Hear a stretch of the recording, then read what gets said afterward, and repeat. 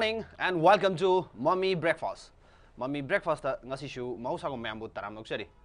Ngarang dagi ngasi phawda thokhiba thodok wathoksing Manipur ma di atai atai mafam singda kari kari thoklibage haiba mayam da pawda namdagi tanja du lojage. Hairiba Mami Breakfast da khanani nagadoriba ngarang dagi ngasi phawda thokhiba issue sing asi khanani nabada hena khudong chana bagi da akoi gi studio da akoi gi Mami News ki editor Sir Damen lecture laga lare. Sir akoi khanani nabasi haudringai da hai akoina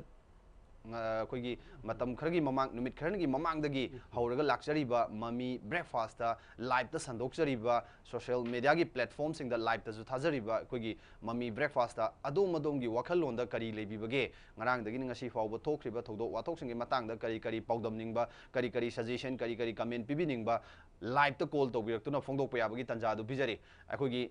contact number Matakta akogi board line number da piraga lejare hairiba number 9366098668 hairiba number sida call tawbiraktuna live da adom dogi wakhalon da kari phawbiribage habadu phongdoknabagi tanja soidana lobbiyo hairiba live da call tawbirakpa matamda sizinaba yaba sizinaba yadaba language haiba madi legani maduma ishana civilized oina call tawbirakanda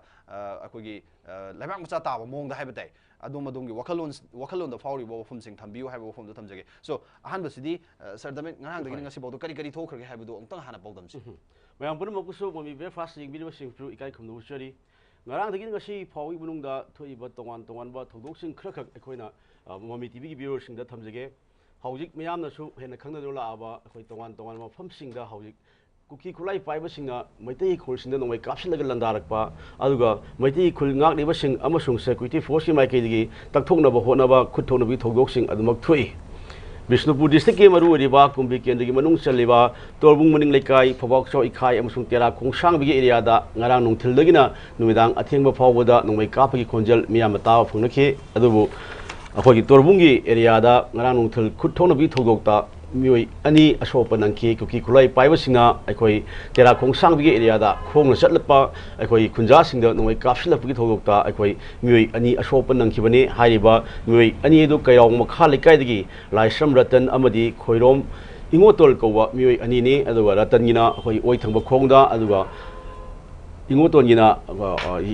khong amsu khutki sokta nomai muruna palakanda sokpudagi hauji rajmedi city da akhoi laikanaraga leiribani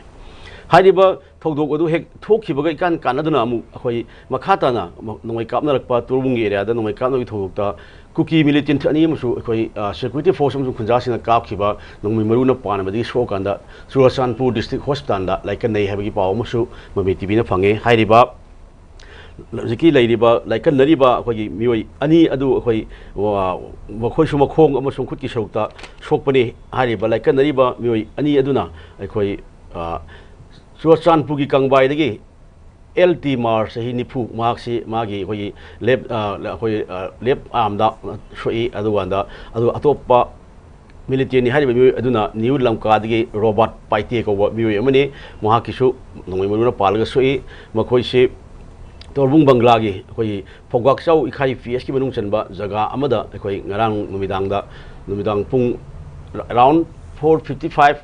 Tagina Taret Adai Powi Tokta, Tokiba Tokta Mokoi, and Shopani Hina, a Koi Pong Pangi, Loena, Churasran Putigi Pangba, unofficial source, Matunga de Nashini Tarani Mukim among the Churasranpur District Hospital, Tongan Tongalman, Maruna Palaba. Amasung bom machine pan ba mioi taraga marisu like narami hariba sing udagi mioi taraga mathoi disaster hoga haujik mioi ohum amusu like nari haba paw amukha phange haiba paw si khoi kai paw chu mano haibadi khamangam de adu Mami TV na phangba source ki matungina khoi thajab ya phum dagi phangba paw ni adu makhata na topa nakal amarom da mu yenga kanda khoi sekmai kendra gi manung chaliba adu khoi kangkok bi ga tainari ba khoi koktuki maning thangba sok ta su nga numidang pung nipan phawwa khoi nongmai kapna khi makhata na khoi harau thel gi singda leiriba khoi Tariya Suba Manipur Rifles ki post su kuki khulai paibsina khoi nongmai kapsalaga landar khi maduda maikai animakta Kuthokna ki adu athengba pung tarama thoirom ta matam adai desu kuki khulai fibersna nongmai rol khra kapsila pi ma ko chu takhi adu moinamak hairi ba thodok adu dadi ashok apal amata yaukhiba leite hairi atop pau singda ekhoi na phangjaba pau singda ekhoi torbungi hoi area da ngarang si hoi tara ga taruk hoi tara suba BSF amasung tratuk suba command regiment ki kangbuna hoi operation chathare ge chai pung mari makai manga fo chathai operation chathara matung da mafam du gi hoi tongan khing noi maru khara hoi phagat pangam ki aduga kuki kulai paibasina hoi maitai khul tamna kapsilakhiba hoi bom ani local meti bom ani pokhai hogdabdagi hairiba operation aduda thengnabdagi khoi BSF ki bom expert ki kangbu kangbu ga the command regiment ki bom expert ki kangbu na hairiba bom ani adu lokthu ganda numidang pung mari ba dagina mari manga phog munungda asoi angam yaudna pokhai han kheba pau amusu leiri aduga serak asida khoi somna kan thangba hai tai khoi Bishnupur district ki kumbi police station kon ba khoi torbungi saruk kari khoi command regiment amasung tara suba BSF ki kangmuna operation sathakhe adubu laibak thiba amana khoi torbunga thaina ba suosan purungi mai kai thangba khoi Govindapur ga su hek nakna ba 400 meter mutang satlaga leiba S Quatlian haiba khoi village kuki village sida khoi Mapal Suba Sam Rifles ki major amna lusing ba kangbu umaga ado 130 suba khoi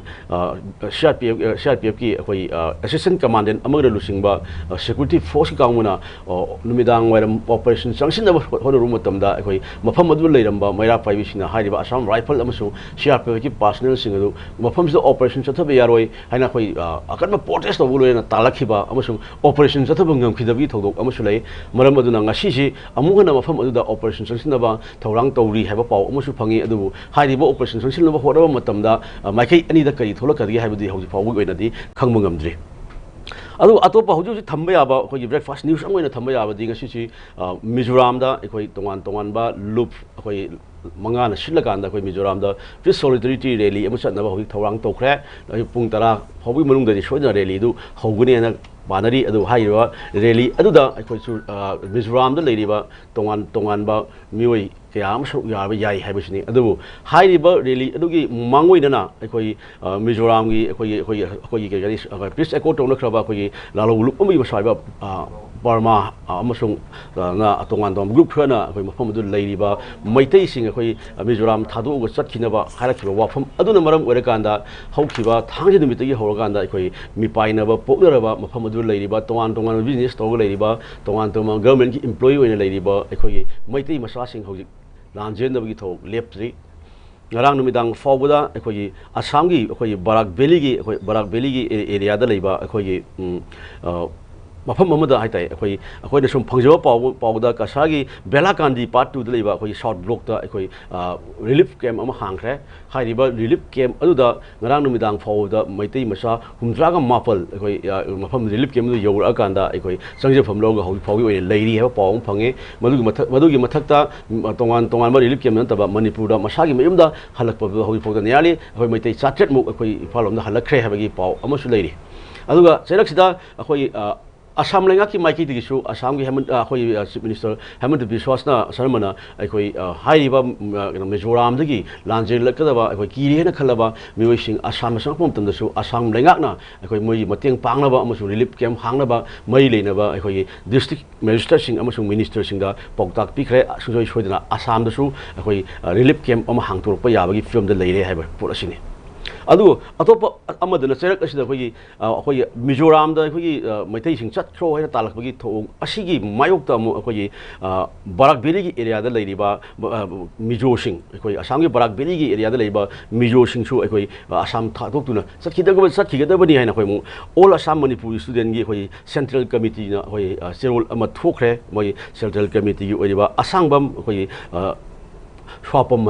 haiba General Secretary sina koi ngang koi press release thokre na hairiba Barak Valley gi area da su koi leiriba Mizo sa sing asi mi paina poknare haiba potuni adu hauji yam luiba hauji koi manga tai bo famdi ngasi Mizoram da sakadaiba peace solidarity gi rally asi mapung phana koi pangthoknaba amasung pamdaba thoksing thoktanaba Mizoram lenga ki maiki di su Mizoram police DG masabak yaoga ngasi ngarang dagi ngasi yu phawa tongan famsingda soi deploy security singi arrangement jengsinba amasung maitai mafam du leiri maitai singi kaigumba amati makhal amati aso open tho ondana ba panic le hendana ba thorang phaw lokhatlaga hojik phawi oina leiri heba fam amadi leiri ꯑꯗꯨꯒ ꯑꯇꯣꯞꯄ ꯑꯩꯈꯣꯏꯒꯤ breakfast ꯑꯩꯈꯣꯏ ꯑꯇꯣꯞꯄ ꯊꯝꯕ ꯌꯥꯕ ꯄꯥꯎ ꯑꯃꯅ ꯍꯧꯖꯤꯛ ꯑꯩꯈꯣꯏꯒꯤ ꯌꯨꯝꯊꯪꯅꯔꯤꯕ ꯃ꯭ꯌꯥꯟꯃꯥꯔꯗꯒꯤ ꯑꯩꯈꯣꯏ ꯅꯤꯌꯝ ꯀꯥꯏꯅ ꯑꯩꯈꯣꯏ ꯆꯪꯁꯤꯜꯂꯛꯑꯀꯥꯟꯗ ꯑꯩꯈꯣꯏ ꯂꯝꯗꯝꯁꯤꯗ ꯃꯤꯑꯣꯏ ꯆꯥ ꯀꯌꯥ ꯆꯪꯁꯤꯜꯂꯛꯑꯦ ꯍꯥꯏꯔꯤꯕ ꯆꯪꯁꯤꯜꯂꯛꯏꯕꯁꯤꯡꯁꯦ ꯑꯩꯈꯣꯏ ꯃꯇꯝ ꯆꯥꯅ ꯊꯤꯡꯍꯧꯗꯕꯅ ꯉꯁꯤꯗꯤ ꯑꯩꯈꯣꯏ ꯀꯨꯀꯤ ꯈꯨꯠꯂꯥꯏ ꯄꯥꯏꯕ ꯃꯌꯥꯝ ꯑꯃ ꯐꯥꯎꯕ ꯂꯝꯗꯝ ꯆꯪꯁꯤꯜꯂꯛꯑꯀꯥꯟꯗ ꯀꯨꯀꯤꯁꯤꯡꯒꯤ ꯑꯣꯏꯕ ꯑꯩꯈꯣꯏ ꯍꯣꯝ ꯂꯦꯟ ꯑꯃ ꯇꯥꯜꯂꯛꯄ ꯁꯦꯄꯔꯦꯠ ꯑꯦꯗꯃꯤꯅꯤꯁꯇ꯭ꯔꯦꯁꯟ ꯑꯃ ꯇꯥꯜꯂꯛꯄꯗꯒꯤ ꯍꯧꯖꯤꯛ ꯍꯧꯈꯤꯕ ꯃꯦ 3ꯗꯒꯤ ꯍꯧꯔꯒ ꯍꯧꯖꯤꯛ ꯐꯥꯎꯕꯗ ꯀꯥꯡꯂꯨꯞ ꯑꯅꯤꯒꯤ ꯃꯔꯛꯇ ꯏꯔꯥꯡ ꯊꯣꯛꯂꯤꯉꯩ ꯆꯩꯔꯛ ꯑꯁꯤꯗ ꯍꯧꯈꯤꯕ ꯇꯥꯡ 22ꯗꯒꯤꯅ 12 ꯐꯥꯎꯕꯒꯤ ꯃꯅꯨꯡꯗ ꯃ꯭ꯌꯥꯟꯃꯥꯔꯗꯒꯤ ꯃꯇꯤꯛ ꯆꯥꯕ ꯗꯣꯀꯨꯃꯦꯟ ꯑꯃꯠꯇ ꯌꯥꯎꯗꯕ ꯃꯇꯤꯛ ꯆꯥꯕ ꯄꯣꯄꯔ ꯑꯃꯠꯇ ꯂꯩꯇꯕ ꯑꯗꯨꯒꯨꯝꯂꯕ ꯃ꯭ꯌꯥꯟꯃꯥꯔ ꯃꯆꯥ ꯑꯩꯈꯣꯏꯒꯤ 713 ꯑꯩꯈꯣꯏ ꯃꯅꯤꯄꯨꯔꯒꯤ ꯆꯥꯟꯗꯦꯜ ꯗꯤꯁꯇ꯭ꯔꯤꯛꯀꯤ ꯇꯣꯉꯥꯟ ꯇꯣꯉꯥꯟꯕ ꯃꯐꯝꯁꯤꯡꯗ ꯆꯪꯁꯤꯟꯈ꯭ꯔꯦ ꯍꯥꯏꯅ ꯉꯔꯥꯡ ꯑꯁꯥꯝ ꯔꯥꯏꯐꯜꯁꯅ ꯆꯥꯟꯗꯦꯜ ꯗꯤꯁꯇ꯭ꯔꯤꯛꯀꯤ SP ꯄꯤꯔꯛꯈꯤꯕ ꯔꯤꯄꯣꯔꯠ ꯑꯃꯗ ꯐꯣꯡꯗꯣꯛꯏ ꯍꯥꯏꯔꯤꯕ ꯆꯪꯁꯤꯜꯂꯛꯈꯤꯕ ꯑꯩꯈꯣꯏꯒꯤ ꯑꯣꯏꯔꯛꯏꯕ ꯃ꯭ꯌꯥꯟꯃꯥꯔ ꯃꯆꯥꯁꯤꯡꯅ ꯑꯩꯈꯣꯏ ꯃꯅꯤꯄꯨꯔ ꯆꯪꯁꯤꯜꯂꯛꯏꯁꯦ ꯑꯩꯈꯣꯏ ꯃ꯭ꯌꯥꯟꯃꯥꯔꯒ ꯏꯟꯗꯤꯌꯥꯒ ꯂꯣꯟꯅꯔꯤꯕ ꯕꯣꯔꯗꯔ ꯄꯤꯂꯔ 58ꯀꯤ ꯑꯩꯈꯣꯏꯒꯤ ꯈꯥꯡꯄꯥꯠ ꯍꯥꯏꯔꯤꯕ ꯑꯦꯔꯤꯌꯥꯁꯤꯗ ꯑꯩꯈꯣꯏ ꯀꯩꯅꯣꯒꯤ ꯑꯩꯈꯣꯏꯒꯤ ꯃ꯭ꯌꯥꯟꯃꯥꯔꯒꯤ ꯑꯩꯈꯣꯏ ꯃꯤꯂꯤꯇꯔꯤ ꯀꯥꯡꯕꯨꯒ ꯑꯩꯈꯣꯏꯒꯤ PDFꯀꯤ ꯀꯥꯡꯕꯨꯒ ꯀꯟꯅ ꯈꯨꯠꯊꯣꯛꯅꯕꯒꯤ ꯊꯧꯗꯣꯛꯅ ꯃꯔꯝ ꯑꯣꯏꯔꯀꯥꯟꯗ ꯃꯐꯝ ꯑꯗꯨꯒꯤ ꯈꯨꯟꯖꯥ ꯃꯌꯥꯝ ꯑꯃ ꯃꯅꯤꯄꯨꯔꯗ ꯂꯥꯟꯖꯦꯜꯂꯛꯄꯅꯤ ꯍꯥꯏꯅ ꯔꯤꯄꯣꯔꯠ ꯄꯤꯔꯤ ꯍꯥꯏꯔꯤꯕ ꯑꯁꯥꯝ ꯔꯥꯏꯐꯜꯁꯀꯤ ꯀꯥꯡꯕꯨꯅ ꯑꯩꯈꯣꯏ ꯆꯥꯟꯗꯦꯜ ꯗꯤꯁꯇ꯭ꯔꯤꯛꯀꯤ SPꯗ ꯄꯤꯔꯛꯈꯤꯕ ꯔꯤꯄꯣꯔꯠ ꯑꯗꯨꯒꯤ ꯃꯇꯨꯡ ꯏꯟꯅꯗꯤ ꯑꯩꯈꯣꯏꯒꯤ ꯃ꯭ꯌꯥꯟꯃꯥꯔꯒꯤ ꯑꯣꯏꯔꯤꯕ ꯂꯥꯡꯖꯥꯗꯒꯤ ꯍꯥꯏꯔꯤꯕ ꯇꯥꯡ 22 ꯑꯁꯤꯗ ꯃꯤꯑꯣꯏ 19 ꯂꯥꯛꯈꯤ ꯑꯗꯨꯒ ꯇꯥꯡ 18ꯗꯅ ꯑꯩꯈꯣꯏꯒꯤ ꯕꯣꯟꯁꯦꯗꯒꯤ ꯃꯤꯑꯣꯏ 39 ꯅ꯭ꯌꯨ ꯁꯣꯝꯇꯥꯟꯗꯒꯤ ꯃꯤꯑꯣꯏ 34 ꯑꯗꯨꯒ ꯅ꯭ꯌꯨ ꯂꯥꯖꯥꯡꯗꯒꯤ ꯃꯤ 149 ꯑꯗꯒꯤ ꯌꯥꯡꯅꯣꯡꯐꯥꯏꯗꯒꯤ ꯃꯤꯑꯣꯏ 185 ꯑꯃꯁꯨꯡ ꯕꯣꯝꯖꯥꯡꯗꯒꯤ ꯃꯤꯑꯣꯏ 30 ꯂꯥꯛꯏ ꯍꯥꯏꯔꯤꯕꯁꯤꯡ ꯑꯁꯤꯒꯤ ꯃꯅꯨꯡꯗ ꯅꯨꯄꯥꯅ 209ꯅꯤ ꯑꯗꯨꯒ ꯅꯨꯄꯤꯅ 208ꯅꯤ ꯑꯗꯨꯒ ꯄꯤꯕ ꯍꯥꯏꯗꯤ ꯃꯥꯏꯅꯔ ꯑꯣꯏꯕ ꯌꯥꯎꯅ ꯑꯉꯥꯡꯒꯤ ꯃꯁꯤꯡꯅ 301 ꯍꯥꯏꯕꯁꯤꯅꯤ ꯍꯥꯏꯔꯤꯕ ꯍꯧꯖꯤꯛ ꯑꯣꯏꯔꯤꯕ ꯔꯤꯄꯣꯔꯠꯁꯤꯅ ꯍꯧꯖꯤꯛ ꯑꯀꯟꯕ ꯂꯝꯗꯝ ꯑꯁꯤꯗ ꯏꯔꯥꯡ ꯊꯣꯛꯏꯉꯩ ꯆꯩꯔꯛꯁꯤꯗ ꯇꯥꯡ 22 ꯑꯃꯁꯨꯡ 12 ꯁꯨꯞꯅꯒꯤ ꯅꯨꯃꯤꯠ ꯅꯤꯅꯤ ꯈꯛꯁꯤꯗ ꯑꯩꯈꯣই ꯃ꯭ꯌꯥꯟꯃꯥꯔꯗꯒꯤ ꯅꯤꯌꯝ ꯀꯥꯏꯅ ꯑꯩꯈꯣꯏ ꯏꯟꯗꯤꯌꯥꯗ ꯆꯪꯁꯤꯜꯂꯛꯏꯕ ꯃꯤꯑꯣꯏ 713 ꯑꯁꯤꯅꯤ ꯍꯥꯏꯔꯤꯕ ꯃꯤꯑꯣꯏ 713 ꯑꯁꯤ ꯃꯇꯧ ꯀꯔꯝꯅ ꯆꯪꯂꯛꯈꯤꯕꯅꯣ ꯍꯥꯏꯕꯗꯨ ꯊꯤꯖꯤꯟꯅꯕ ꯃꯅꯤꯄꯨꯔ ꯂꯩꯉꯥꯛꯀꯤ ꯃꯥꯏꯀꯩꯗꯒꯤꯁꯨ ꯃꯔꯤ ꯂꯩꯅꯕ ꯆꯥꯟꯗꯦꯜ ꯗꯤꯁꯇ꯭ꯔꯤꯛꯀꯤ ꯃꯦꯖꯤꯁꯇ꯭ꯔꯦꯠ ꯑꯃꯁꯨꯡ ꯗꯤꯁꯇ꯭ꯔꯤꯛ ꯑꯦꯗꯃꯤꯅꯤꯁꯇ꯭ꯔꯦꯁꯟꯁꯤꯡꯗ ꯑꯩꯈꯣꯏ ꯍꯥꯏꯈ꯭ꯔꯦ ꯑꯗꯨꯒ ꯑꯁꯥꯝ ꯔꯥꯏꯐꯜꯒꯤ ꯃꯥꯏꯀꯩꯗꯁꯨ ꯃꯇꯧ ꯀꯔꯝꯅ ꯆꯪꯂꯛꯈꯤꯕꯅꯣ ꯍꯥꯏꯕ ꯋꯥꯍꯪ ꯑꯃ ꯁ꯭ꯇꯦꯠ ꯁꯔꯀꯥꯔꯒꯤ ꯃꯥꯏꯀꯩꯗꯒꯤ ꯍꯪꯉꯀꯥꯟꯗ ꯍꯧꯖꯤꯛ ꯃꯗꯨꯒꯤ ꯄꯥꯎꯈꯨꯝ ꯐꯪꯗꯅ ꯂꯩꯔꯤ ꯑꯀꯟꯕ ꯃꯑꯣꯡꯗ ꯆꯦꯛꯁꯤꯟ ꯊꯧꯔꯥꯡ ꯂꯧꯈꯠꯅꯕ ꯃꯅꯤꯄꯨꯔ ꯂꯩꯉꯥꯛꯀꯤ ꯃꯥꯏꯀꯩꯗꯒꯤꯁꯨ ꯃꯔꯤ ꯂꯩꯅꯕꯁꯤꯡꯗ ꯗꯤꯔꯦꯛꯁꯟ ꯄꯤꯈ꯭ꯔꯦ ꯍꯥꯏꯕ ꯄꯥꯎ ꯑꯁꯤꯅ ꯑꯩꯈꯣꯏ ꯉꯁꯤ ꯑꯣꯏꯅ ꯍꯧꯖꯤꯛ ꯐꯥꯎꯕꯒꯤ ꯑꯣꯏꯕ ꯕ꯭ꯔꯦꯀꯤꯡ ꯅ꯭ꯌꯨꯁ ꯑꯣꯏꯅ ꯊꯝꯖꯒꯦ ꯑꯃꯁꯨꯡ ꯕ꯭ꯔꯦꯛꯐꯥꯁꯠ ꯅ꯭ꯌꯨꯁ ꯑꯣꯏꯅ ꯃꯤꯌꯥꯝꯗ ꯊꯝꯖꯒꯦ Okay. How's Bobby in the Hariba Pogdom Singalona, Quina Hariba Mami breakfast.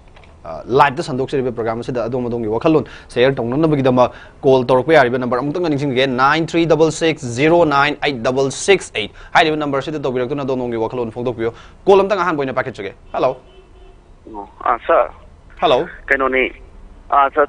sir. Hello. Oh, Tai Mingle from Tang have you. Sir, I mean, my son, some interest in one time again, sir. My snam, Mingo, Tangatambu. My son, some interest in one time again, sir. Lysram Somendro. Have you Somendro Gary having Malay? Sir, I could give Mami TV get a sir in a breakfast, him to a number of better was young Tagat, sir. She got Machima taken a hammer of Tagat of Kondu Segata. Yamaje? I do the sir. I give pen the weapon as a Sinita. I could give 100 key, Manipuri, Iran, Tang, Mariki, some the Yay Pulum Tayam, no idea what don't talk like cooking Matani Matanga, do the oil, sir. Delete the Swati and a queen team like here, sir. Chicken Matanga, Mother. I could give Matamam 2000, 234, the quick Siamanorama, Haitare, Maggie upon that young couldn't keep talking about the McCoy Laga. What he got me, Sakana, why get them Hackanda? McCoy Lak, this is the pen label. I would I could give my day at the second should let Hantana Kanda, cookie the openly support of a Modi or the Giti Amitaro. Masisa Mokogi, Spine, I have a ski life as what is, sir. Nandi, Imam Mayam Singna, some if I get the protest of Giba, I do go with I should let in a Kanakanda. I should let about Togo in the Pimchani and my dog with it. I could give my data smoking the cat, but over the way kind of dog the other circle. Aduga. I could give my day proof to Mutalakanda, Makoina Kalibati, Kukida support of Kanamakona Pura dominate of the Habiga Sam Labra Kaleta. Okay. Aduga. I could give Mami, I in a production in this as Hinida. Asam I found I could give my day volunteers in the Ajam Tatito Basida, Akogi, Manipugi, Lady Bakogi, CM, Adagiti, Governor Madam, Adagiti. No question of Tasana than lady. I think my event in a protest of what on the Hogi, Madame Sada, Lady BJP President, a Hogi CM Mandri Mandon Singi, Hogi, ima ibel ko gi medam yam to ga no matang support to bi da kai be lege sa si matang da pian da ba si tang kan sa hajare ga hajare sa okay thakachari ko manipur kan jaga di mayam yam ki ta responsibility lai ba pa me sai mo okay thakachari dong call to biro bugi dama yam sa na si ki sim tang sa makoi gi mana da si yona ba sa sim tang da am da thambi ba sa ki lai ba swati medam hai sin didi dai lai ba sina koi ise manorama si matam da kai chak khan da kan hausi ki ka sure da incident si da makoi na tori ba sa si moti ya misagi spy ne na loba ya sa si na sa okay yam no je adongi call mathang su dum hairiba mami breakfast ta call soidina to biro saruk soidina yabiu thagachari call to biro bigdong da samendro sir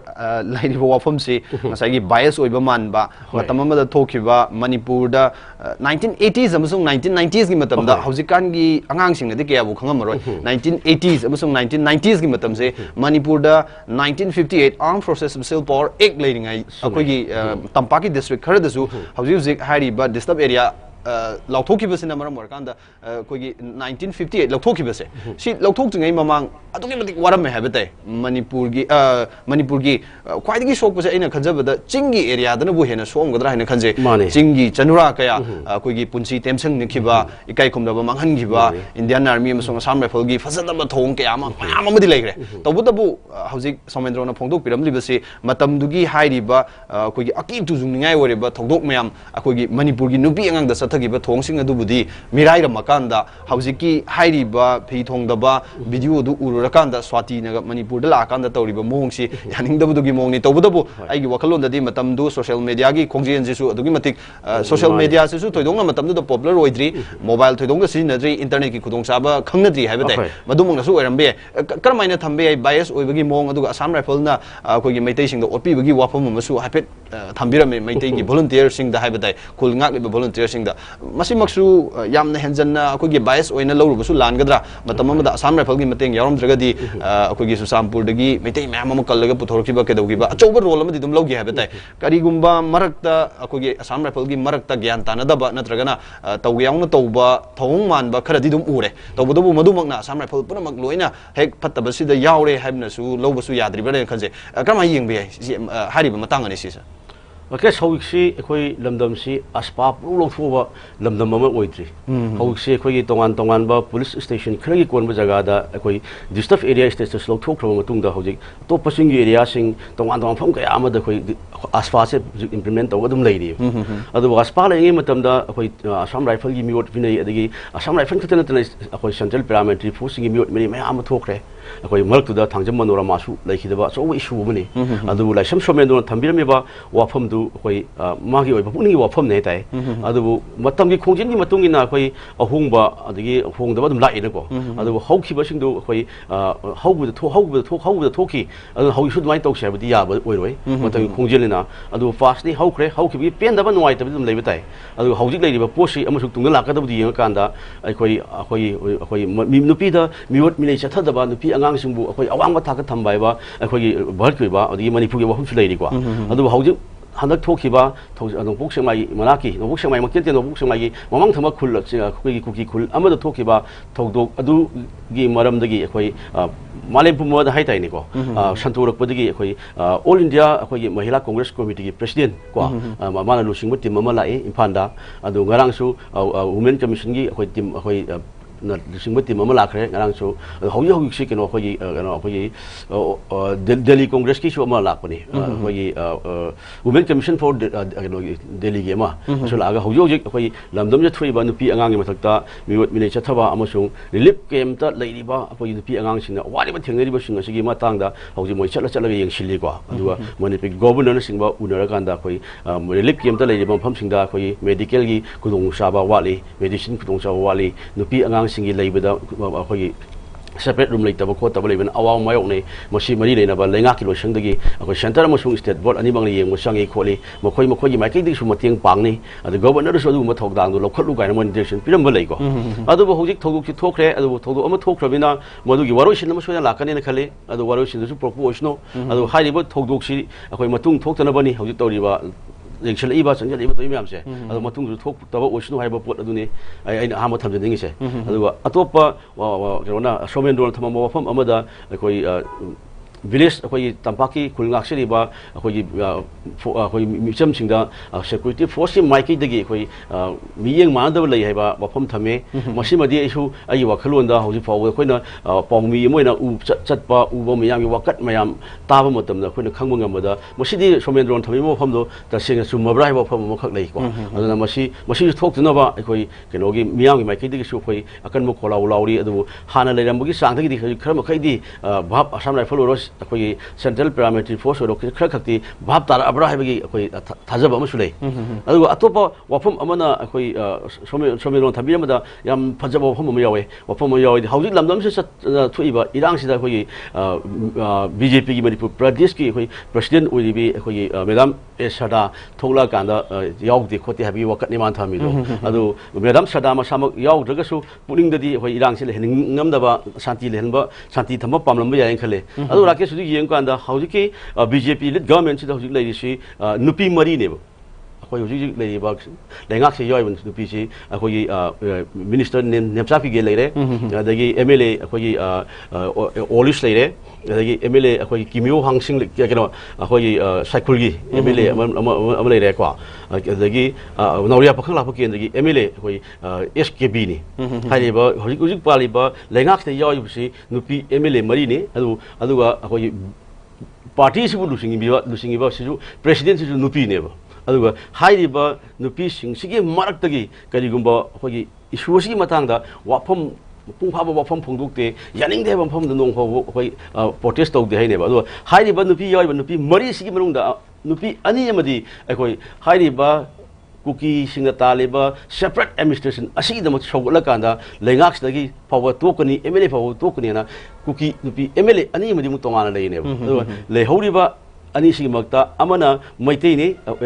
SKBꯅ ꯑꯗꯨꯒ ꯑꯣꯂꯤꯁꯅ ꯑꯩꯈꯣꯏ ꯇꯥꯡꯈꯨꯜꯅꯦꯕ ꯑꯗꯨꯅ ꯍꯧꯖꯤꯛ ꯂꯩꯔꯤꯕ ꯒꯚꯔꯟꯃꯦꯟꯠꯁꯤꯗ ꯌꯥꯎꯔꯤꯕ ꯅꯨꯄꯤ ꯃꯔꯤꯁꯤ ꯐꯥꯎꯕꯗ ꯂꯤꯡꯖꯦꯜ ꯃꯥꯟꯅꯕ ꯉꯝꯗ꯭ꯔꯤ ꯑꯗꯨꯅ ꯃꯣꯏ ꯃꯔꯤꯁꯤꯅ ꯑꯩꯈꯣꯏ ꯂꯩꯕꯥꯛꯀꯤ ꯄ꯭ꯔꯣꯇꯦꯁꯇ ꯊꯣꯛꯂꯛꯄ ꯉꯝꯗꯕ ꯑꯣꯏꯔꯝꯕ ꯌꯥꯏ ꯍꯥꯏꯅ ꯑꯩ ꯁꯣꯃꯦꯟꯗ꯭ꯔꯒꯤ ꯋꯥꯐꯝꯗ ꯊꯝꯒꯦ ꯇꯁꯦꯡꯅꯃꯛꯇꯤ ꯃꯣꯏ ꯃꯔꯤꯃꯛ ꯂꯩꯕꯥꯛ ꯀꯟꯅꯕ ꯌꯥꯎꯐꯝ ꯊꯣꯛꯄꯅꯤ ꯑꯗꯨꯕꯨ ꯍꯧꯖꯤꯛ ꯐꯥꯎꯕꯗꯤ ꯌꯥꯎꯕ ꯎꯗ꯭ꯔꯤ ꯑꯗꯣ ꯃꯇꯨꯡꯗ ꯌꯥꯎꯔꯛꯀꯗ꯭ꯔꯥ ꯌꯥꯎꯔꯛꯑꯣꯏꯗ꯭ꯔꯥ ꯍꯥꯏꯕꯗꯨꯗꯤ ꯈꯪ ꯉꯝꯗ꯭ꯔꯦ ꯑꯗꯨꯒ ꯑꯅꯤ ꯑꯃꯗꯤ ꯁꯨꯡꯌꯥꯎ ꯌꯥꯎꯔꯣꯏ ꯂꯩꯉꯥꯛꯁꯤꯗꯒꯤ ꯇꯣꯛꯑꯁꯨ ꯇꯣꯛꯆꯔꯒꯦ ꯑꯩꯈꯣꯏꯒꯤ ꯀꯨꯀꯤꯁꯤꯡꯅ ꯇꯥꯜꯂꯤꯕ ꯁꯦꯄꯔꯦꯠ ꯑꯦꯗꯃꯤꯅꯤꯁꯇ꯭ꯔꯦꯁꯟꯁꯦ ꯄꯤꯗꯕ ꯁꯨꯡꯌꯥ ꯌꯥꯔꯣꯏ ꯍꯥꯏꯕ ꯋꯥꯐꯝ ꯐꯣꯡꯗꯣꯛꯈꯤꯕ ꯂꯩꯈ꯭ꯔꯦ ओके सर मखा ताजरकपदा ओके कॉल अमतक लाए कॉल अमतक पाइजगे hello hello hello Ahmed phone तौजरई ताकरी अहमद फोन तौजरई राजस्थान की शेक्सपियर राजस्थान मम्मी टीवी की खरतरी मम्मी टीवी की ngasi matam khara gi mamang breakfast news pawi khana nei na ba madi koi gi mapan dam da kai bo shuru yin dam da gi maina kol taudana phongo ko di dan ma TV bagi thoram se amna nuai je aduga mami TV bu singbi lamkri bai staff khudna ko itungi pungsida su yamna achouba mangin thana chaukat pa ngamba ma oibira u hairina ai ko bogjel pijari थागत चरी secretary अतुगी ममल यामलबा तौजाल हाइबि मखा ताबिउ करी करी हाइबि ꯑꯩꯅ ꯉꯁꯤ ꯊꯝꯖꯅꯤꯡꯕ ꯋꯥꯐꯝ ꯑꯃꯗ ꯈꯤꯇꯪ ꯅꯥꯀꯣꯏꯅꯅ ꯏꯔꯥꯡꯁꯤ ꯌꯥꯝꯅꯗꯤ ꯀꯟꯖꯜꯂꯛꯄ ꯑꯗꯨꯝ ꯅꯦꯝꯗ꯭ꯔꯤ ꯁꯤꯒꯤ ꯅꯥꯀꯣꯏꯅꯔꯒ ꯉꯔꯥꯡꯃꯛ ꯏꯔꯥꯡꯁꯤꯒꯤ ꯈꯨꯗꯣꯡꯆꯥꯕ ꯂꯧꯕ ꯃꯥꯟꯕꯒꯤ ꯃꯑꯣꯡꯗ ꯑꯩꯈꯣꯏꯒꯤ ꯑꯁꯥꯝꯒꯤ ꯒꯨꯋꯥꯍꯥꯇꯤꯗ ꯂꯥꯏꯔꯤꯛ ꯂꯥꯏꯁꯨ ꯇꯝꯃꯒ ꯂꯩꯖꯕꯤ ꯕꯦꯗꯤꯀꯥ ꯍꯥꯏꯅ ꯏꯆꯟꯅꯨꯄꯤ ꯑꯃꯈꯛ ꯆꯍꯤ 3ꯃꯨꯛꯀꯤ ꯃꯔꯤ ꯂꯩꯅꯔꯦ ꯍꯥꯏꯗꯅ ꯑꯩꯈꯣꯏ ꯔꯣꯍꯤꯠ ꯁꯦꯠꯇꯤꯌꯥ ꯍꯥꯏꯕ ꯅꯨꯄꯥ ꯑꯃꯈꯛꯀ ꯃꯔꯤ ꯂꯩꯅꯔꯒ ꯍꯥꯠꯇꯣꯛꯄꯤꯔꯝꯕꯒꯤ ꯇꯟꯖꯥ ꯑꯃꯈꯛ ꯂꯧꯈꯤꯕꯁꯤ ꯌꯥꯝꯅ नुआईतब अमखंगने अगी ओइबा मोता अखोय मयांग लेबाक सुम खर लेजरकपदिदा सुम खंगजब उजबदा हौजिकी मणिपुरदा मिहात मिपुन खर तौबजेदा खुदोंग चाबा यारनी हाइदना लौबसु माले इमु मनुगी मोगी नीने यादे हाइबगी तौर अदमाइना पाउसे सुम ताबदा दुमागी दो आइना सुम उजबदा थौरी यानबगी मोती नत्रेना लौरी कइनादा थौरी यानबदा मागी ममाइदे कइदे कइसु पोमोय अदगी असोपगी दा कइसु लैरोय अदुगी तंजाजी येंगा लौगियो माले दुना अखोगी मणिपुरदगी मपान लमदा लैबिरिबा मरुइना नुपी ओइरो नुपा ओइरो नुपीदना खरा हेना सेक्शन हनिंगबगी कइनोजे अइमोदा फाउजे अदुगी मतांगजा ओजा अखोगी दमेंद्रो नक्तंग वाफम जिदा सुगाइना थंबिना बनिंग जरी ओके थागचरी Shakespeare call to birak pagdaw to mo kay litan thagat chari mathang su hairiba mami breakfast ta call to birak tuna hairiba mami tv gi mami breakfast hoidena so ya view so sardamen hairiba wafam si madi amna laibak thiba thodok ni haiba tai akhoi su ai isamak su hojuk jik to wari si tabda ngaijari haiba tai akhoi gi Rebecca kauba maga Rohit kauba maga mari leinaraga akoigi chahi nauribi nupimcha se hatong magi wari ni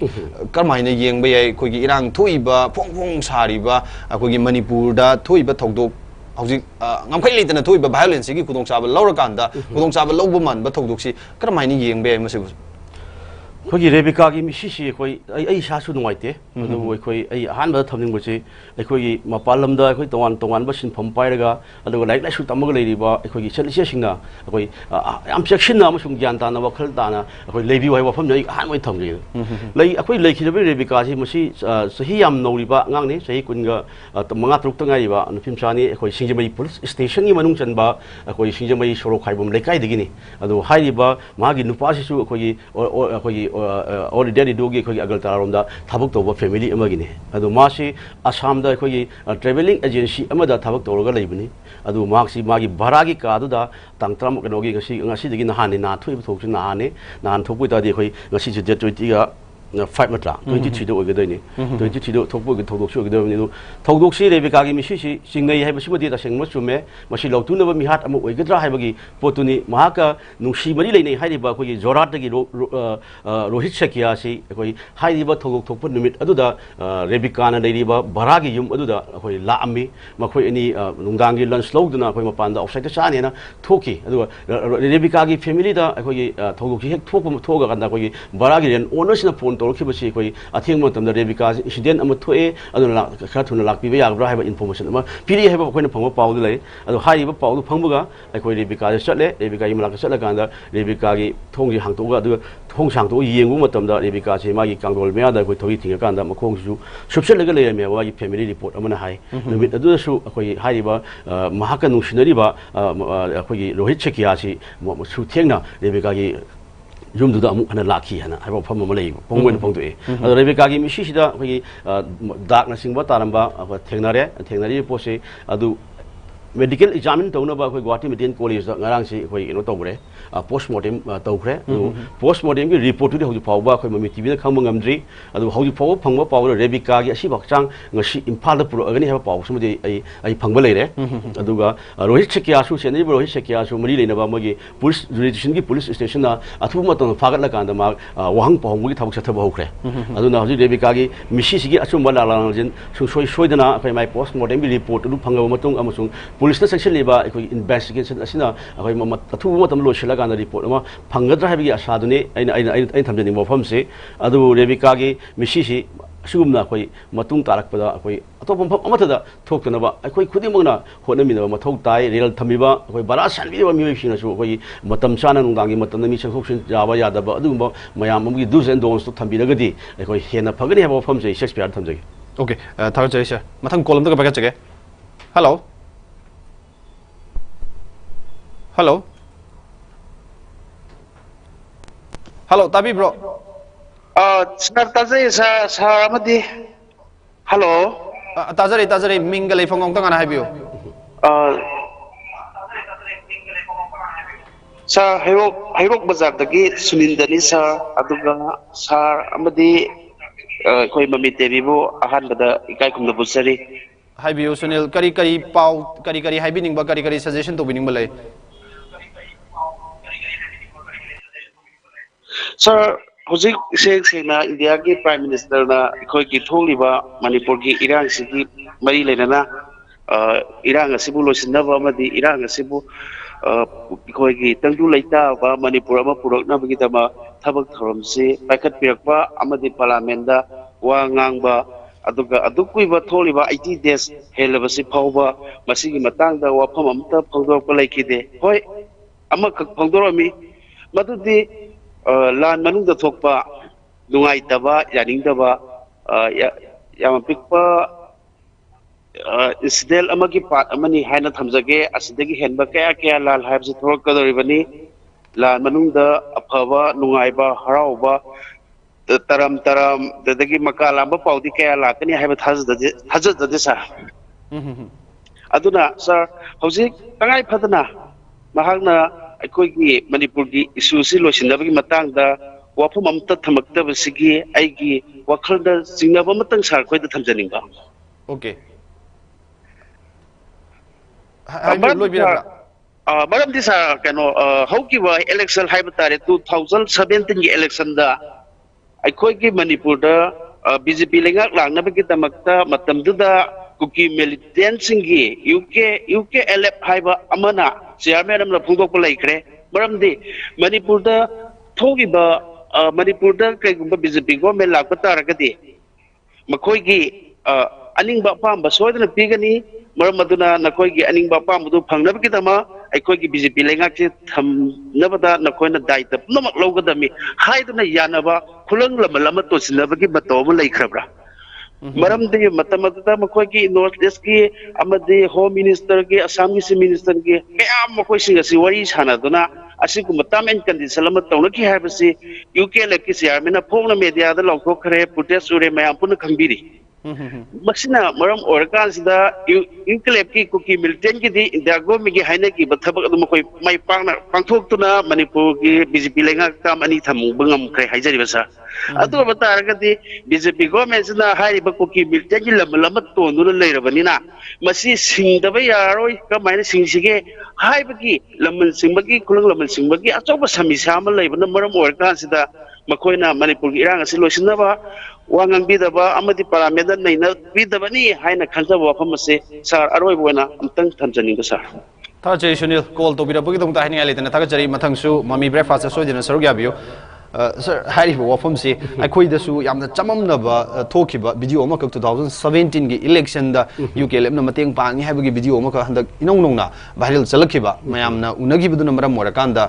hairi ba manipur da thoiba issue si madugi kulang lamanduna thoalibra haibagi wafam ne duga prime minister na parliament khogi rajya sabha gi parliament haudringai da mifam haudringai da phongdo mo wafam da issue si karamna lotion gadage kanglup animak themjin ba khamjin bagi wahai mata phongdo omdana khogi chumna khaki incident amakakta yumpham morakanda hairiba incident tukaktang priority pirakanda madukaktang da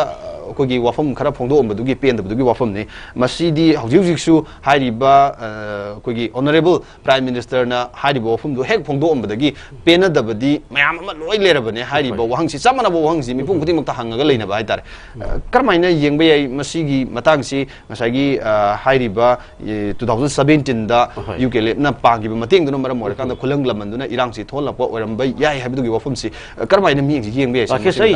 sunina thambi mi ba wafam si dai ai oi observation hai tai ba ai oi tang thamja ge di haujik pa phagi bar ki parliament ki nongju gi mi pham si hau ke tang kun da haugi bane adu haujik hai ba parliament ki mi pham si haujik faw da mapung pha ba session am oi bangam ji haujik hai di haujik faw ba phagi manipur gi issue chi prime minister na phagi Parliament holding in Mamanda, Akoi Magitan, Parliament Nakan, the Pantu press statement, Piva Amada, Akoi Tokiba, Akoi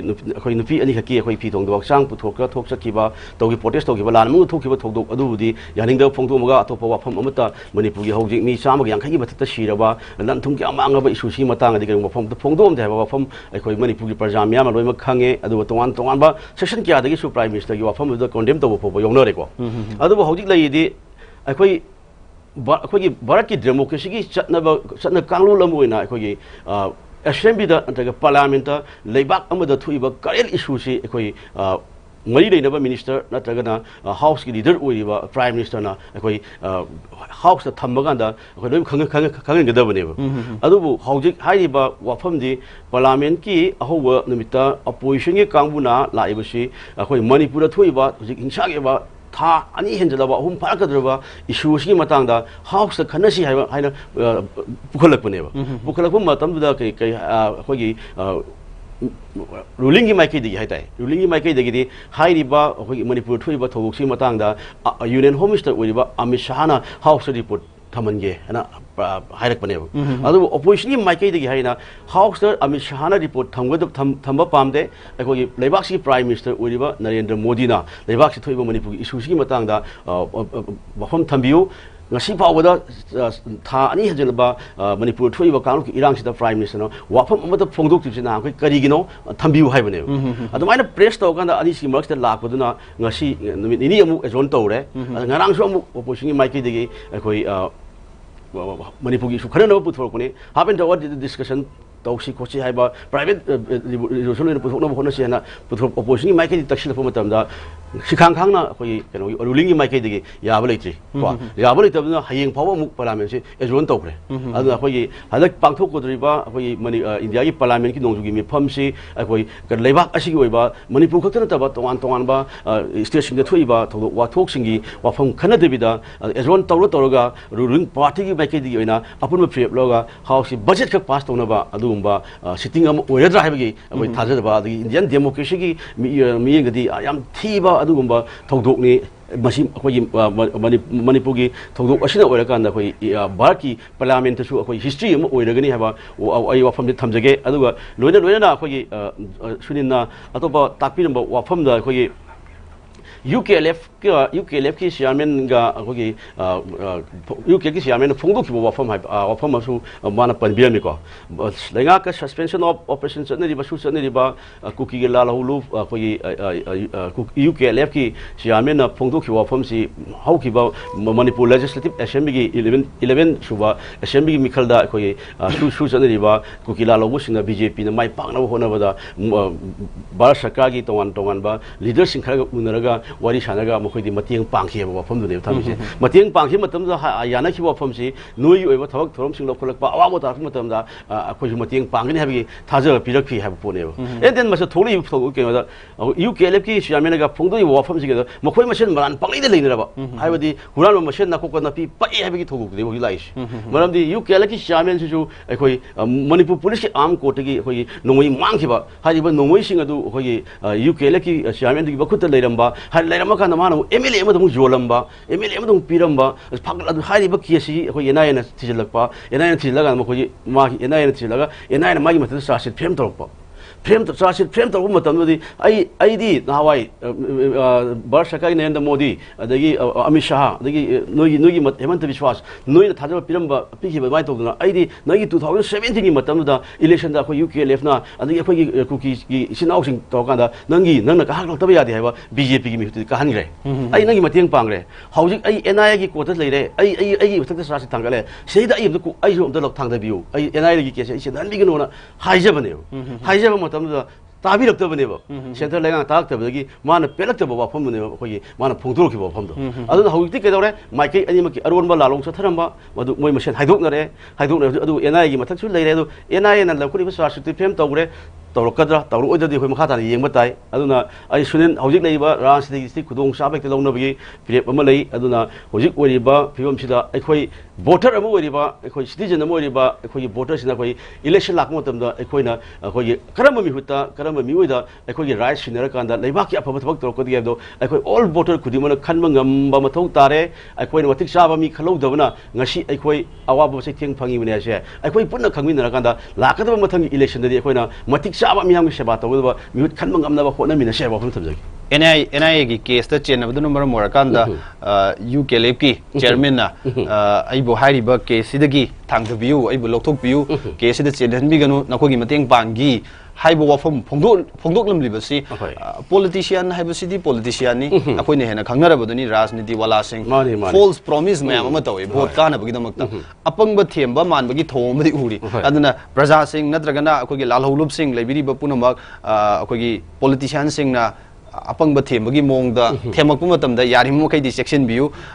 akogi decision ma lawba matamda laibak kai be yaba natragana maduna kari matungda kari consequences mayam ma thorok pa yaba ge hebse yamna naina ba tangai fade hebdu mati masidagi akoi parama tamjin be so mathang column da lawat chage hello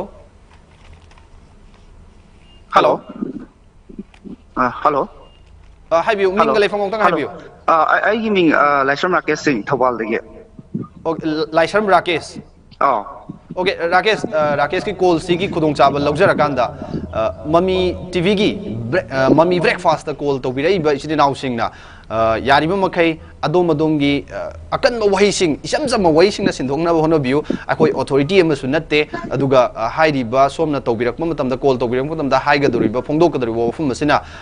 फत्तबा consequences ma'am अमा लाकपा तारगदि मदुगी दायित्व mummy TV न लौजदे हाइबा अखोगी disclaimer सिमतंग मैमदा थमजगे यारिब मखै अकन वहीसिना बगिनु मैमना ताबदा याबा ma'am पुनमंगना ताबा याबा लेबांग मचा ताबा वहीसिंग खक्तमक यारिब मखै सिनाबियु हाइबा वफम सिमा राकेश की call की खुदोंसाबा लौरगा थमजगे सो राकेश हाइबियो करी करी हाइबिदिंग बले सर केनोमता हाइजेगे तौबा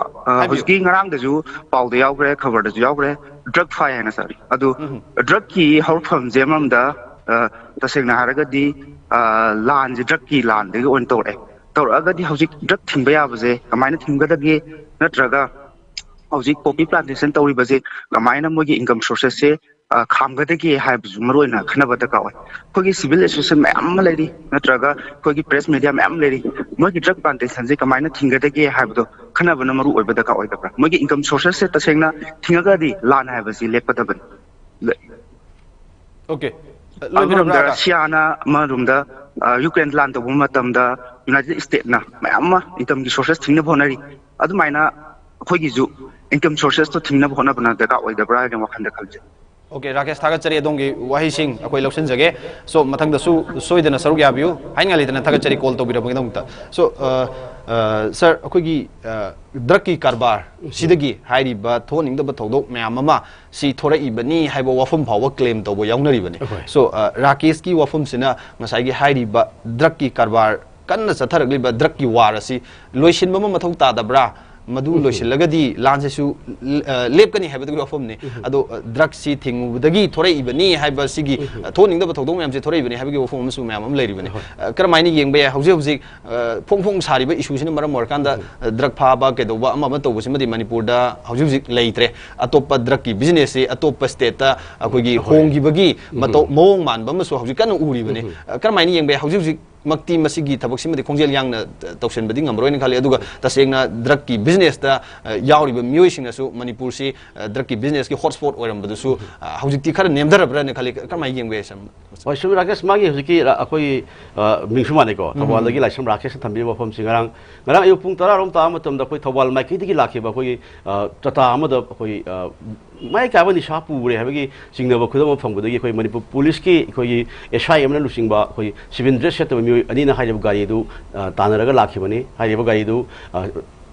Lilong thong lan thoba aduga singimai police station gi manung chanba khoi jajing gi area da khoi high level police ki gamuna khame kham matung dum poina mafam adugi maira pai bisin da pau pira matung da gari du phajalaga check togi thawak sita bada gari driver na phai bisin adugi mathak tagi khoi kg ohum longi man ogida ba khoi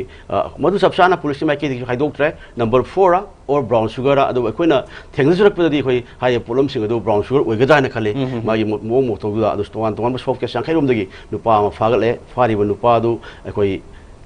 police na detail tawre adu haiba numitu da ngarang si thoi thodok si drug faraba drug si akoi maira paibi mai ke dong miyam gi mang da mai tha ga mang ga dabani फारिब drug Singh फाग्रे है drug Singh फारिब मियोई सिंह दंडी पीब उदे मरक मतम कुइन लेर कांदा मई थारे अखोन थाजब वाले इरांग हौरे इरांग हौरपद मरम ओरगा इरांग अदु कंट्रोल तौनब सिक्यूरिटी फोर्स की माइकेदगी टियर गैस टियर गैस हेनब लाइव बुलेट फाव अखोई ब्लैंक फायर तौगा मियाम अदु तनिखाइर कांदा हाइरिबा ड्रग पुरीबा ड्राइवर दु अखोई ड्रग कोनना फार कांदा सिंगिबई पुलिस स्टेशन दा कुशिन नखरे हाइबा कुशिन नखिबनी ngarang से अदु हाइबा थोगुक सिमदि लेरे दु हौजिक मणिपुर चरांग नब लेदिबा सिगी मरक सिदा अखोई निशान लोनबा ड्रग अदु याना पुग लाकपसि अखोई ngarang गिसु असो मखल अमनि अदु मोई ड्रग करबा तोबु सिंगसि राकेश अखोई की ड्रबरा हाइबगी वखल अमले असेंग मतन जाबु फंगगदि अखोई ड्रग सि रोलोगे ललोनबा यादे हाइबगी वखल अमा खुदोंग साबा लोंनबो फोनबगी सु ngarang gi सजिंग थोगुक सिना अखोई उइ अदुगा राकेश माना अखोई थंबिरम वाफम दको अखोई लमदम सिगी मय काबनि सामरु फंग मुथतपा मुथतपनेबको पामिसे हाइबदि ड्रग सिगी मैन्युफैक्चर ओइरिबा जगह ड्रग प्लांटेड ओइरिबा जगह सिंग दुगी ड्रग से मरु फंग मुथतलगदि हौ सोनरिबा लान सिसु अखोई mai pak pangam ni haiba wafam du ni thambiramido adu hairiba wafam simak ko thawal lagi rakesh thambira wafam simak ekoi manipur praja miyam gi su apam mani adu leingak su upai riba chief minister Biren masama ki su musung mai council of ministers gi marakta gi su apam mani wafam thamjege maramdi chief minister Biren gi leingak sasan lakpadagi war on drug ekoi han masahi gi tam da sanction matungda haujik war on drug 0.2 changjilibani ekoi hojiki popi thabasi yaroi hena khoi chief minister Biren khoi tongan wa mafam singda singi mafam singda sanction laganda lam no thokpu yaroi khoi singmai kok thokpu yaroi na athingba pirak padagi hairi ba khoi singi senau sing maru wena sasanpur side lom dagi kangkokpi side lom dagi kuki gi dai sinau singi sina khoi makhoi popi pambi thabada athingba pire habagi oirakhiba wafam dagi ni ngasi hojik khoi me ahum dagi hoga hojik pawa sathariba kangrup ani gi lansi adu Rakesh ai modern thamjabada haujiksi pompi plantation je ai wakhaladi haujum adum tawribra habigi thajabulai mai crop season je ekoi crop amase lokpa yanabagi ekoi singya gi serok singda kuki kulai ba militant sina nga akanda noi puka ta kapsalaga moi crop season lama khaki matam loksulapagi ekoi protect tawribra habigi wafam sulai aduna maram ga koi lamdam sida papa amba prokna bo hona batamda ekoi miyam gi apindadi ekoi mai kabani sasi thadana ba todana ba ekoi mai kabani sadagi lap leina ba khoi tijang kaijang daba khunai ama oira kanda ekoi afabolom da sports lom da sangjan bangam ba miyam gi ekoi malem da khoi sak tak pangam ba lamdam ama ohena ba photna si lenga ngasu waron drug sangjil ba kongjang sida ekoi people's praja khunmak su saruk yasan bagloina maru phangna ekoi ni sa bolam muthat pa aduga afaba khunai ama ohena ba photna si ha ba pham thamjagira okay sir mathagi call je packet ngai da wafam tang phongdok chawge marak sida ngasai gi ngarang si ekoi gi Zoram Thangana, Honorable CM, Akogi, Mizoram gi, Akoidi, Z Sahib, Haide, Wofum, how give Akogi Bangladesh, Myanmar, the gi, like refugee, listening Nipurom, Akogi, Mizoram, the Makoina shelter, Pirakanda lady, but refugee Sigidamakta, Center the gi, shell, Niru with the Piraktabagi Wafama, recently talking about from Malay. Maswai see the Kramina, Ying, Magi, Naples, Katai Pova, Natlas at Pangam Gani. Akogi resource ningthina leitaba state amana akogi hairiba center da ji sahib haide haiba wafam se kadai fobo masigi wahi si susinna ba yaina lawbe sawagi matang ji Zoram Thangagi wafam si Rakesh ai wakhaladi amasi matik chaba lusingba amagi wahi ne ai wakhandi lawjani maramdi Mizoram Bharat ki state amani Bharat ki state ama oiriba akogi state to da akogi union government na ko magi oiba phangmam thukpa magi budget allocation kaung kak pyaroi masidi shoi dana dum tawgadaba kano ne khongthang ne aduga loina adu Bharat ki oiba state amadi yauriba state amana su Bharat ki tongan ba policy program satna kanon thugai ga sapasu yaroi adubu Zoram Thangana haise ekoi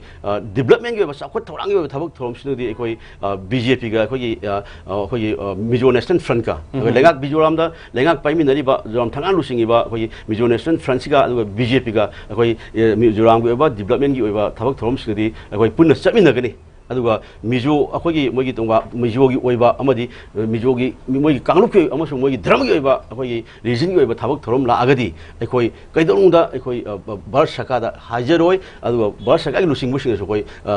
yes sir ji huzur do haiba Zoram Thangagi wafamni pongdu kise adu mating lei adu Zoram Thangana pa haido ki wafam si ekoi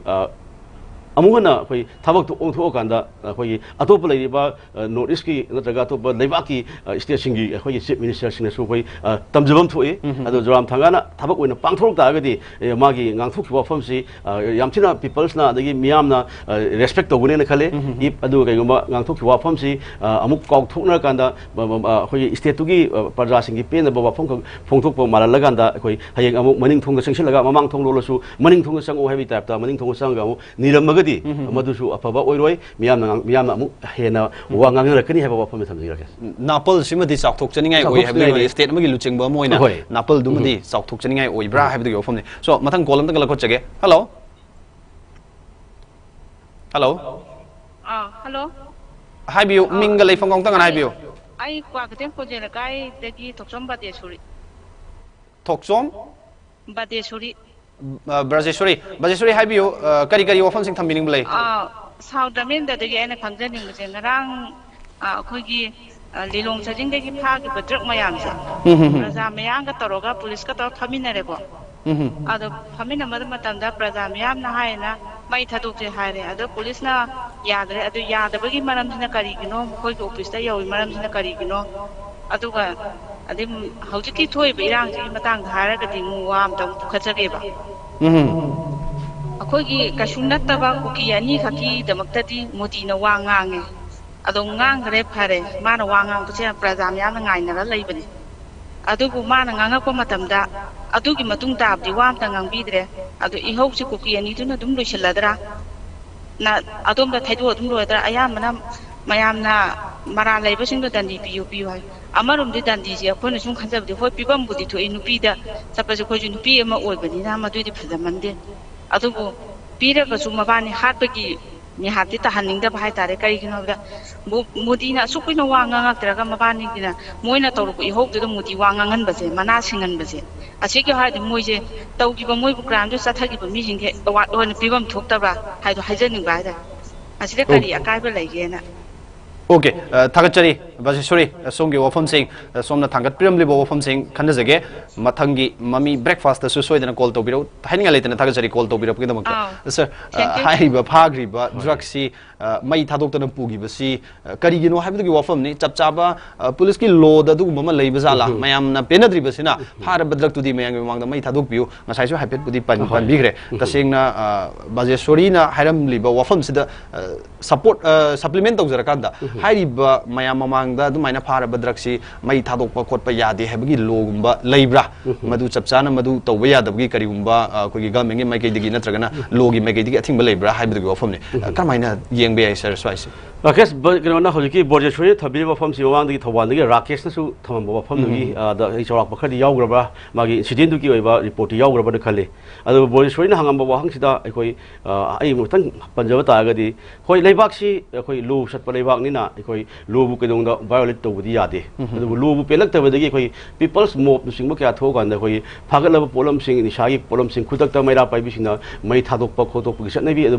लमलम सिदा लेतबदि नते अदु मियामदा अखोई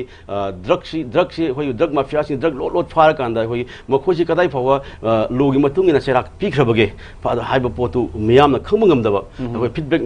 लेतबा हाइतारेको सिसिदा सरकार सम तमसान खगलक्तबन ओइगा हजि मयामसिना पेनदबा मा लाकांदा फार पोसी दंदिजु पीद्रबसिबु केदोगे मई थादोग मांगिनो फरे हाना वाफम मुला एबो तंगवान तंगवा मांगी थोदोक यादि पुलिसना फाकिबा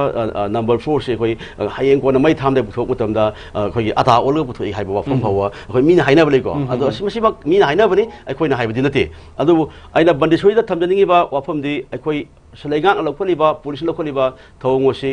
लो लेबा लेबाक अमु ओइबनिना निशा कोना फारबा मिउ अदु मागी फाविबा फुमम थोकपा दंदी पीनबगीदमक अहानबदा पुलिसना फाबा मदुगी मतंगदा मागी मई लेनबा लेबोरेटरी लैब पुथोगा हाइबा पोट से ड्रग्स कयाम सुंब ड्रग नोन इन्वेस्टिगेशन तौबा अदु मई लेनबदा सिनरगा मा कोर्ट पुथोबदुंगा मागी मरांदुगी मतुंगिना मंगोदा दंदी जेंदबु थाजिनगद्रा सही क्या फादोपीगदगी हाबा लेबाकसी ओइबा लो अमगी पॉलिसी प्रोग्राम लेबना मरम ओयकांदा सिक्योरिटी फोर्स ना फार मियोसिंग अमसुंग ड्रग्स सिंग दो अखोई पुगिबनी हैना लौबे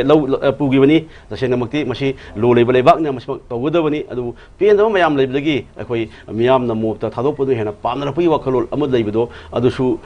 कोकनबा सरकारगी माइकेदिसु फार मियोसिंग दो मखादाना सिगी एक्शन लौखत्रे सुमाइन तौग एक्शन लौखत्चिबनेबा सब साबमागी पनिशमेंट दो फंगमगदी मखातानासु माइ काबनी साला लो निंगबगी सांग हंदरकनी लेगांगसु हाइरिबो वाफम लौखत्पीबा अमसुंग थाबक ओइना पांथोकपिनबसु अखोगी माइकेदिसु अपील तौजगे हाइताय ममांगदसु अखोगी खनबदसु दुम यावग्रे बजेश्वरगी हौजिकी वफम लोसिलकपदा थंबिरमबसिना अखोगी फी थोंगदबगी वीडियो अनि वीडियो अमखक भाइरल ओइरकपदुना मदुना दुम लोइरद्रा थौदोकसी हाइबदुगी वफमनि कैसु लेतबा थौदोक आइदना दुमाइना पनबिरमे कैसु लेतबा हाइबमक्ति मदुमक्सु लानगद्रा हाइना लौजै सर अकेस मदु थोनिंगदबा थौदोकनि अदुबु थोनिंगदबा थौदोकसी थोखरे नुसिग्रबा इसा इमांगदा तोंगान स्टेट अमदगी लेगिदबा फावबा मियोबा थेंनबा दुम मयाम अम यावी अखोई हाइ तम्मु ngамदबनि अदु हाइबा थौदोकतु अखोई माइके एनिगी मक्ता चथरिबा वार हाइबताइ सिना अखोई तोंगान तोंगान रिमोर मयाम संदोकपदगी पेनदबा थौदोकसिंग थोखिबनेना अखोई नोपोक संमागी ममांग लाइबा खुनगी खुजासिंगना अखोई मियाम संदोकि वाफम लेख्रे अदु हाइबा नुपि मसा अनि दु हिंगदु साउखि हाइबा वाफम लेख्रे अदु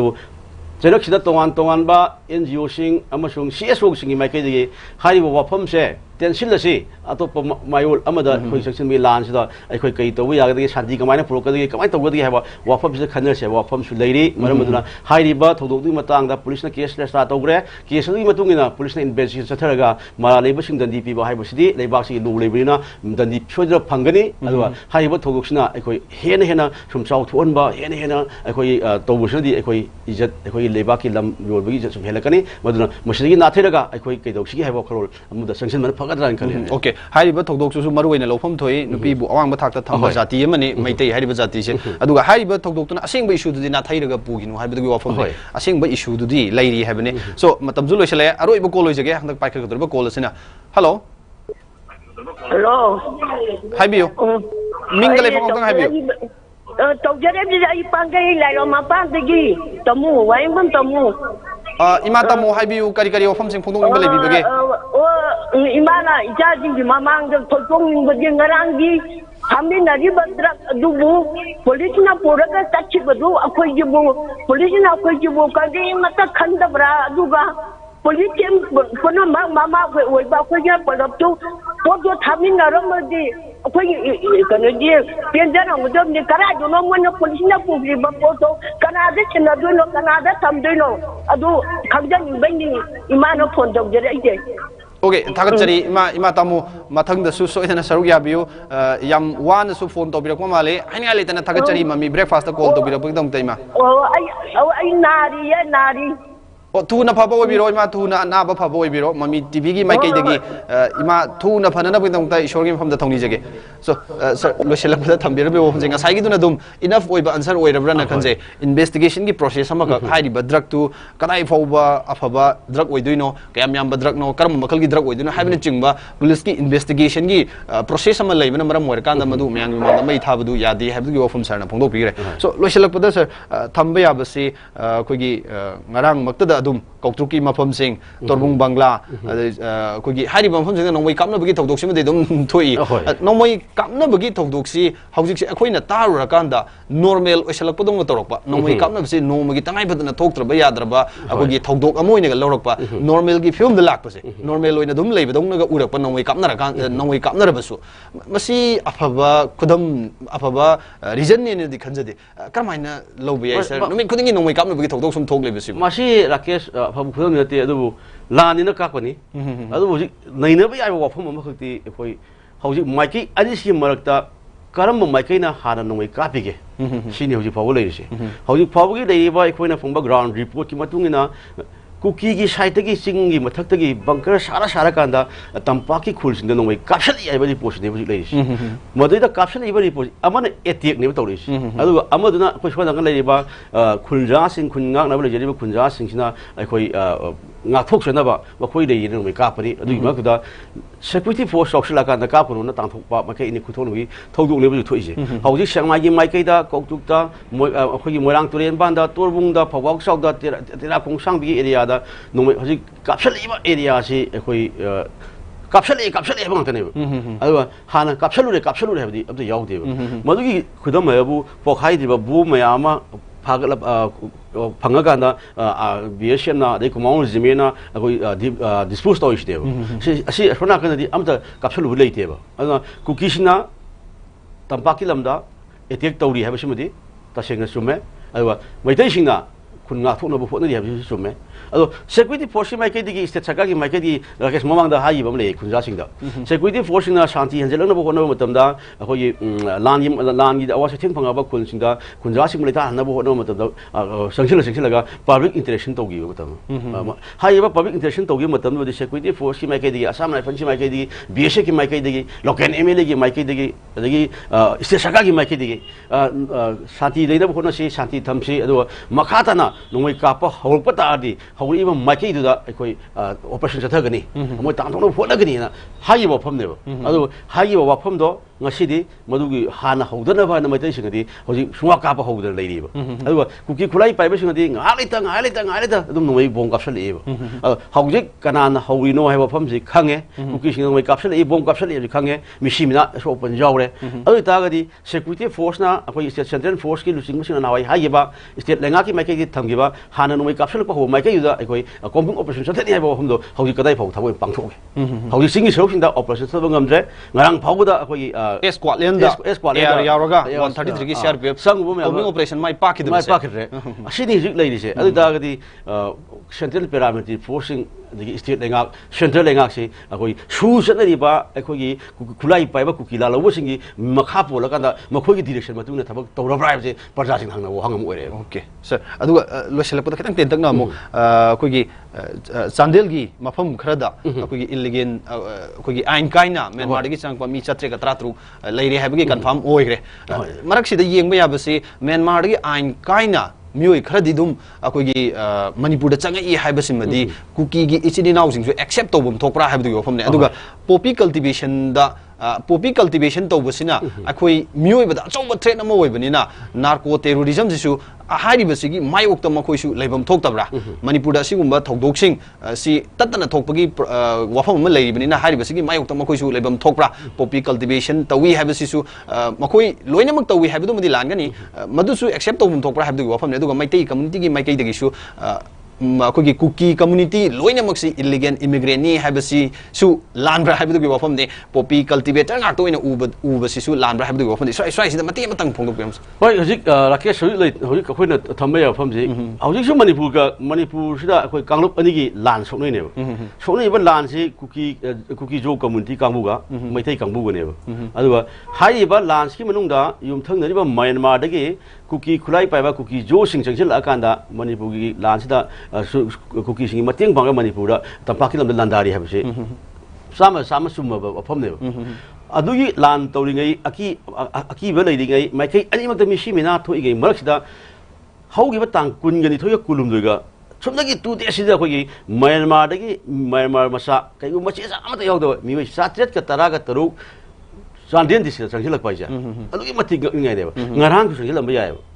ngarang tangku mari kuma se sangam su ayaba adi sigi mamang su sangam bi ayaba adi tagdi Manipur sida influx ori ba margin ori ba mayam koi jumthon nei ba Myanmar mi ke ama sagi daga leira moe se haiba ngam je hoji adu border nga ka dori ba leiba Assam rifle kangmuna kaidau lei ro sine hoi aikoina phangba report amada hoji koi Myanmar ga thangnei ba border pillar 58 ki khongpat ki area da Myanmar gi lalhabu lup singa koi Myanmar gi lenga tu gi mathak lal hori ba people defense force PDF ka nongoi kap nei kamna bu man mo ga minga asi na kha yawi haiba koi Myanmar gi